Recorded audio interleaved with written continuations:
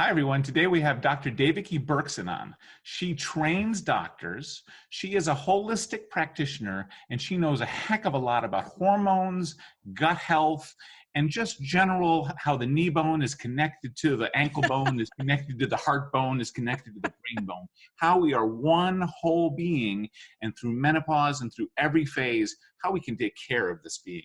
So it is a real pleasure to have you on. Thank you for joining me today. It's wonderful to be on your show and to just discover that your father has been a colleague and friend of mine, and we have all of these similar connections. You said it beautifully. You said we swim in the same waters, and here we are on the show sharing information for your tribe. Before we started, we learned this little piece. You know, it's a small world, and we are all I trainers and love that doctors. But Stephen Wright line where he says it's a really small world, but I still wouldn't want to have to paint it. yep. So, because this is a holistic conversation, there's a million directions that we could go because everything is connected to everything. And yet, of course, too much lack of focus, and none of us know where the heck to ground ourselves or where the heck to start. So, to have a starting point, I'm imagining that I'm a menopausal age woman and I've tuned in here. And let's imagine I'm on an elevator with you. You have 5 minutes to share some jewel. Where would you start? I know that's a hefty question. Well, many of us are living longer, but the way that we're living longer is nothing to write home about. So the whole goal is to live younger longer. And the real holy grail of anti-aging is the health of your hormones. Whether you decide to take bioidentical hormone replacement or you don't, hormones rule your body's physiologic internet system. Hormones send emails to tell your genes what to do to keep you well.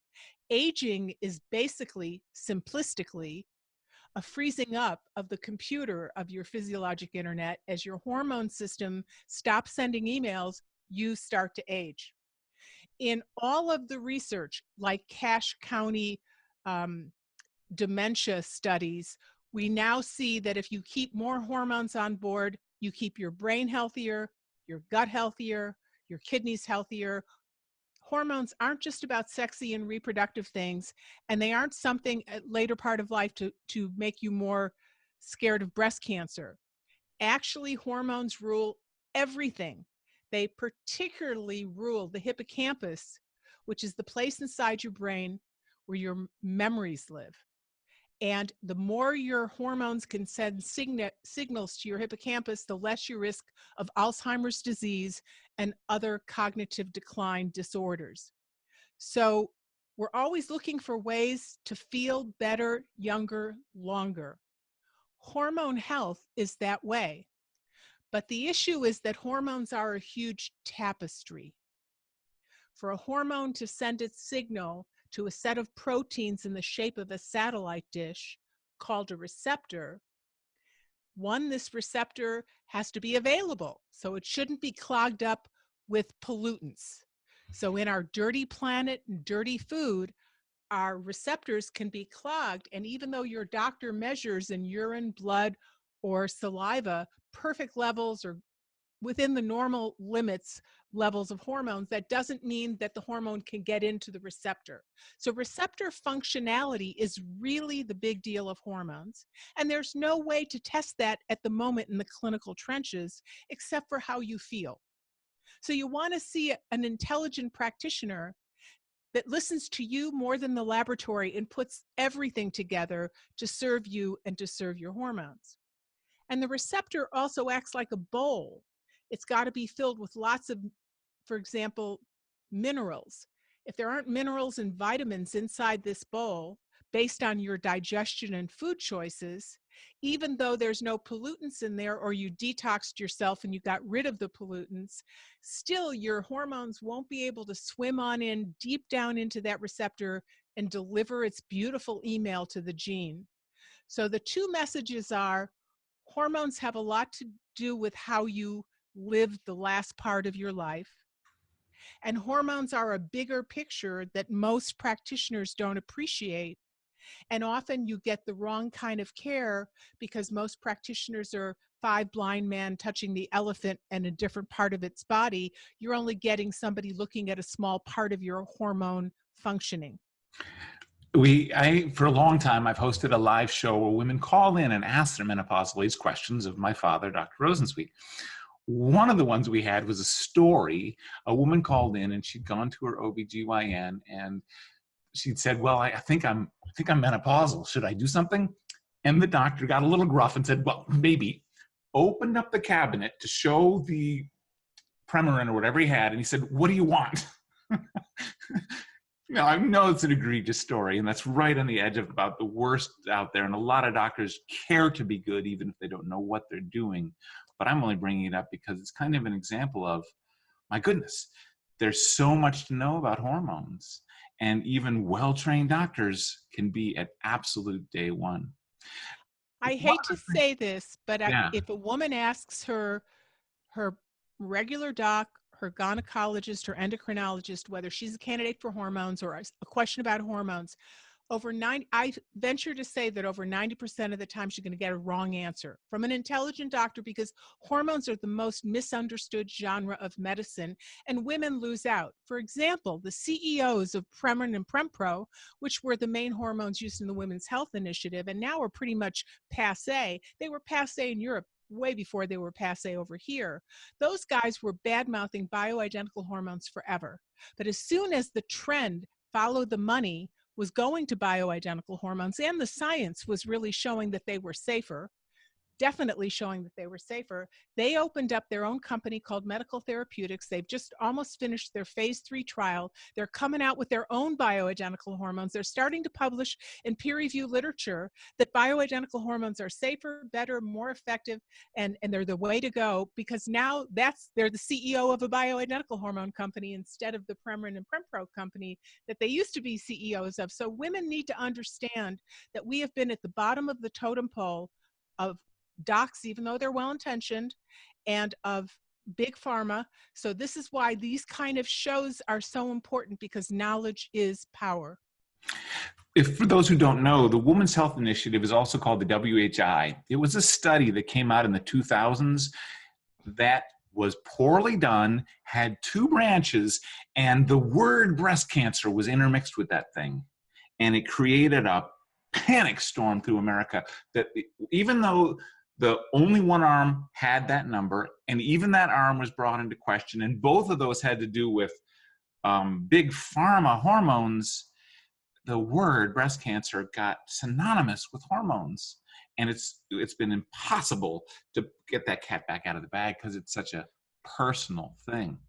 Well, the Women's Health Initiative was really a series of many, many, many studies. The hormone studies were just a few little studies, but it was 40 different institutes came together and said, hey, our oldest demographic is really huge, and it's aging, and we need to know how to take care of aging women so we won't topple Medicare. So let's look at women every which way. So they looked at women sleeping, they looked at women sitting, they looked at women with hormone replacement, which was the hormone. And they even had a study, interestingly enough, to show that if women sit more than 4 or 8 hours a day, their hormones get into a pro-breast cancer profile. So they were looking at every which way: bones, digestion, colorectal cancer. And these two trials, unfortunately, they were a statistical fiasco, and those nasty headlines still ring in women's brains, which is why I wrote my book, Safe Hormones, Smart Women, right around that time, to clear women's minds. And I have a whole chapter on the Women's Health Initiative, and I have everything to help you understand why it's safer to age taking bioidentical hormones or balancing your hormones through food or some other way than it is to not take it and avoid it. So it's actually the opposite. You shouldn't be afraid of hormones. You should be afraid of having unbalanced hormones. What do you think? Well, this came up at a party not too long ago in my personal life.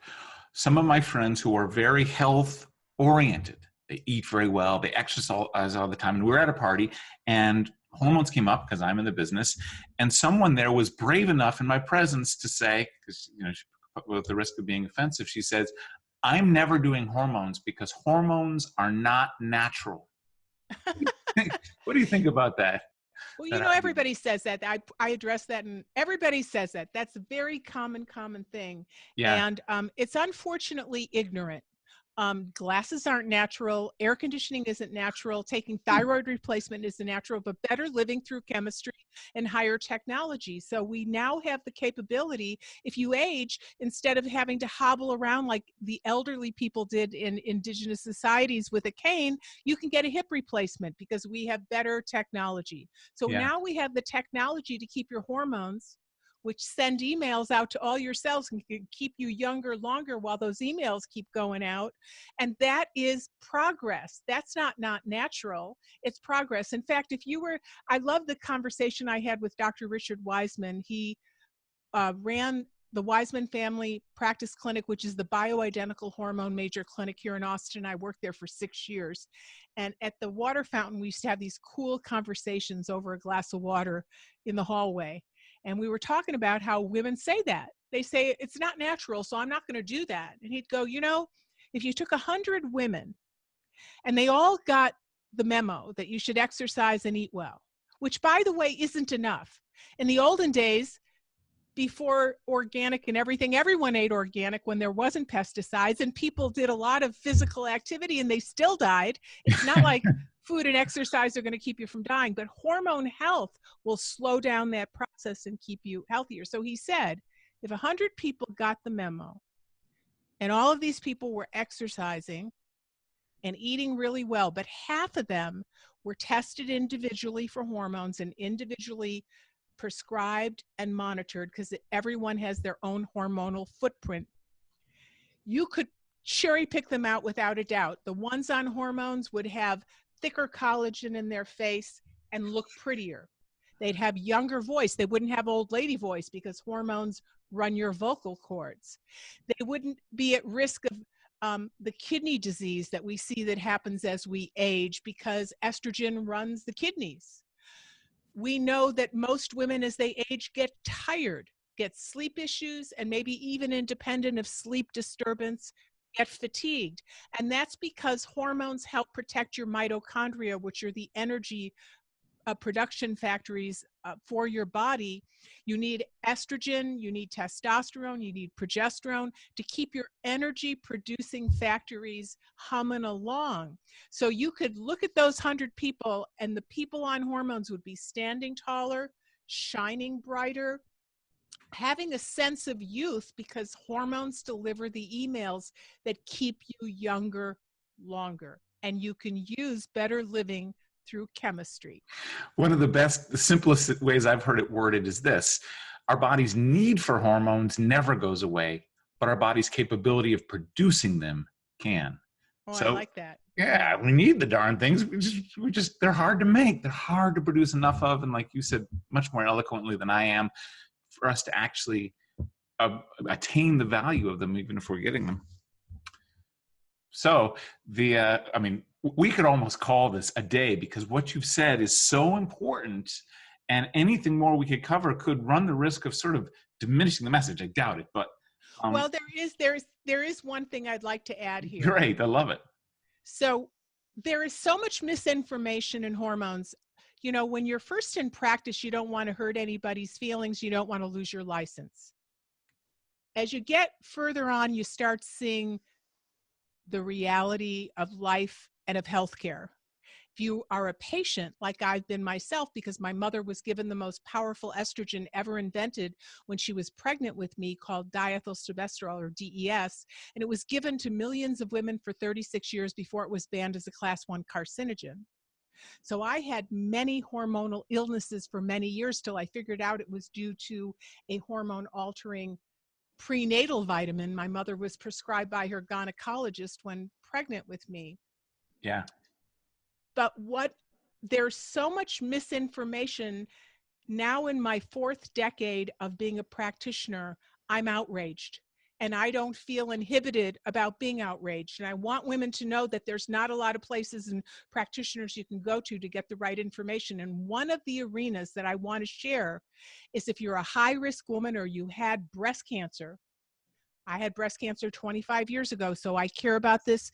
And many of the patients I deal with now are breast cancer patients.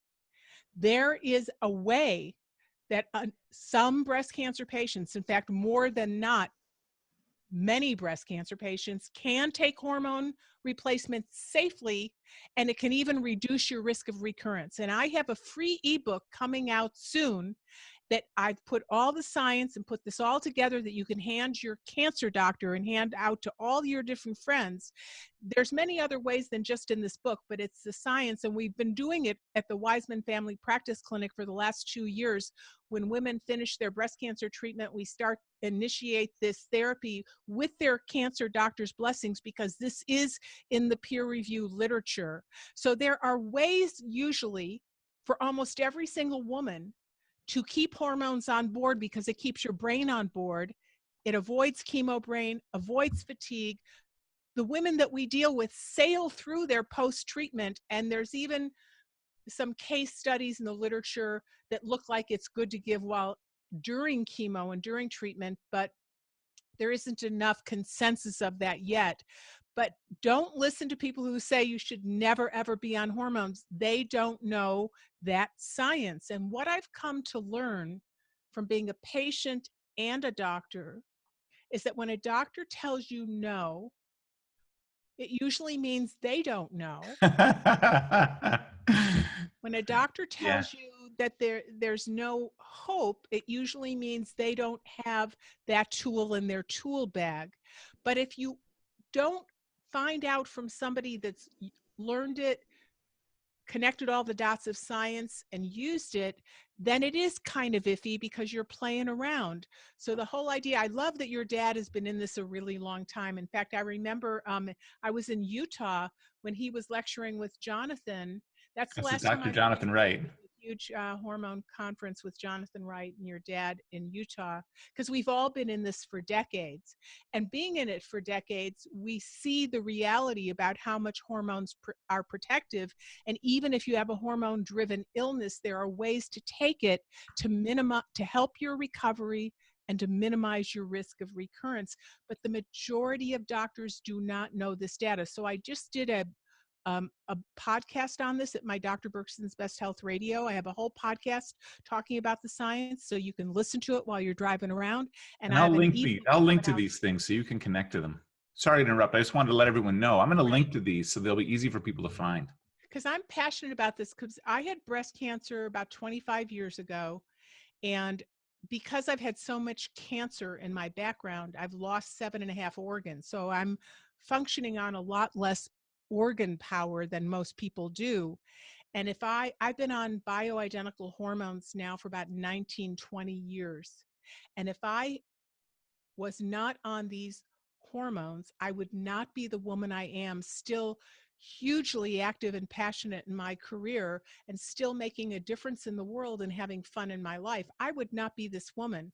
I just went to a 3-day dance convention, and I was the oldest person at that dance convention. And I'm able to do that because my hormones are on board, even though I had breast cancer. So I really thank you for the space to say that. It irks me. I lecture at A4M and PCCA, and still all of the really wonderful teachers say if you've had breast cancer, you can never take anything. They don't know that science yet. So It's I wanted to we share that train with your audience. like you, we train doctors. This is what we do. These are well-meaning men and women. They entered medicine to do the right thing. There's very few doctors I've ever run into who don't. But that does not mean they know anything about hormones. And it also doesn't mean that, just like every other type of expert on the planet, they don't want to appear to be an expert in something they're not. It's human nature to want to appear as if you understand something, even if you actually haven't trained in it. So they'll, Well, doctors all day long, they have to tell people what to do. You come right. in and I'm supposed to solve your huge issue in 15, 20 minutes, 5 minutes. So they talk like that. They have to talk like that. That is their job, to talk like that. So they're going to talk like that even about stuff they really don't know, because that's the genre in which that's their groove. And unfortunately, you're more apt to get the wrong information than the right information. So thank you so much for having shows like this. And make sure you Thank give you. your dad a big hug from me. This has been fantastic. I've really enjoyed this. I've learned a ton. As you were talking, there was people in my brain that I'm like, who can I link this to? Because your message is really clearly put, and I so much appreciate it. So thank you. Thank you for your time. It's been a pleasure to Blessings to speak to you. everyone out there. And boy, I want to have my studio have a background like that for real. You look like you live For in one of them, a paradise. dolphin popped up over my shoulder during it, which made it seem even more like a green screen. But God, you've got good karma credits in heaven. I don't know. I gotta get me some of that. Okay. Well, thank you so much. It was great meeting you. It was great Really. meeting you. I'll talk to you later.